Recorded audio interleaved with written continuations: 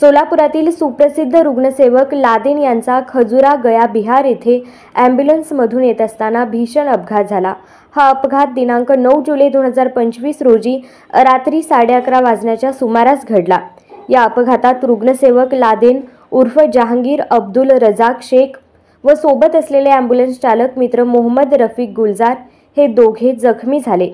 याबाबत अधिक माहिती अशी की दिनांक 9 जुलै 2025 रोजी रात्री 11:30 वाजण्याच्या सुमारास खजुरा गया बिहार ते सोलापूर असे ॲम्ब्युलन्स 4 चाकी वाहन क्रमांक MH13 CU 8883 ने सोलापूरला येत असताना दरीगाव रोहतास येथील महिंद्रा शोरूम जवळ अचानक जनावर आडवा आल्याने गाडीवरील नियंत्रण सुटून अपघात घडला। या अपघातात लादेन उर्फ जहांगीर अब्दुल रजाक शेख यांच्या चेहऱ्यास व डाव्या हातास दुखापत झाली, तर सोबत असलेले त्यांचे मित्र मोहम्मद रफिक गुलजार यांना देखील दुखापत झाली।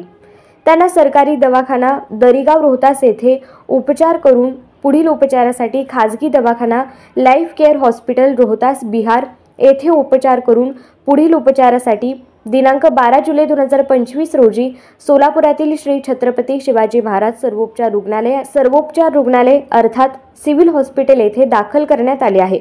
रुग्णसेवक लादेन यांनी हजारो रुग्णांना सेवा दिली, मात्र त्यांच्या सोबतच असं घडल्यानं संपूर्ण सोलापुरातून हळहळ व्यक्त होत आहे।